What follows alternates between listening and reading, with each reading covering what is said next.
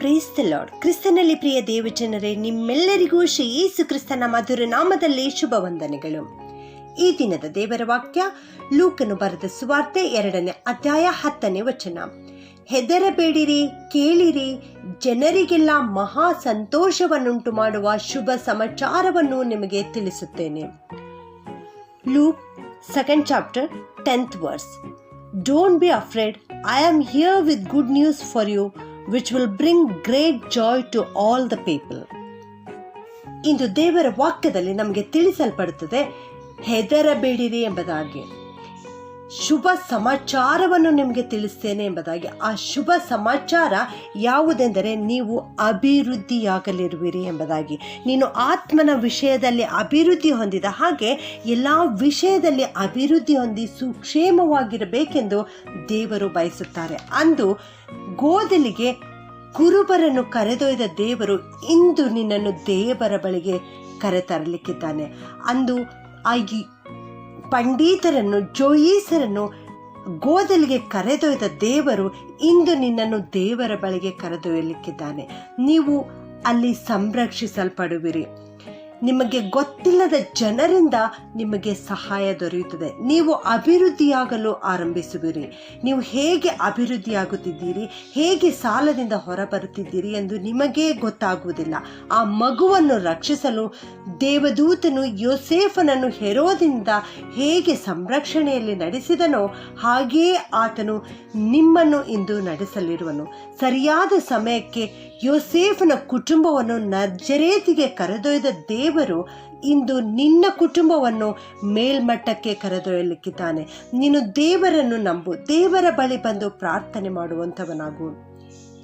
ಯೋಸೇಫನು ಮರಗೆಲಸ ಮಾಡುವವನಾಗಿದ್ದನು ಮತ್ತು ದೇವರು ಅವನನ್ನು ಆ ವೃತ್ತಿಯಲ್ಲಿ ಸಹಾಯ ಮಾಡಿದನು. ಅವನು ಆ ಪಟ್ಟಣದಲ್ಲಿ ಪ್ರಖ್ಯಾತನಾಗಿದ್ದನು.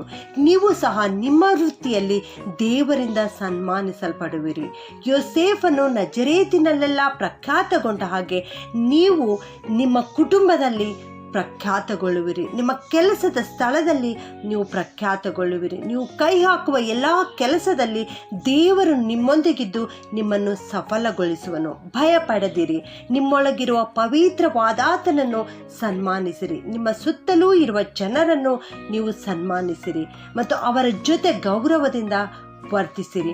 ಯಾಕೋಬನ ಮಗನಾದ ಯೋಸೇಫನನ್ನು ಸೆರೆಮನೆಯಲ್ಲಿರುವಾಗ ದೇವರು ಉನ್ನತ ಸ್ಥಾನಕ್ಕೆ ಏರಿಸಲ್ಪಟ್ಟ ಹಾಗೆ ನಿನ್ನನ್ನು ಕೂಡ ಇಂದು ಉನ್ನತ ಸ್ಥಾನಕ್ಕೆ ಏರಿಸುತ್ತಾನೆ. ಆ ಕೆಸರಿನ ಗುಂಡಿಯೊಳಗಿಂದ ಯೋಸೇಫನನ್ನು ಎತ್ತಿದ ದೇವರು ನಿನ್ನನ್ನು ಇಂದು ಮೇಲ್ಮಟ್ಟಕ್ಕೆ ಎತ್ತಲಿಕ್ಕಿದ್ದಾನೆ.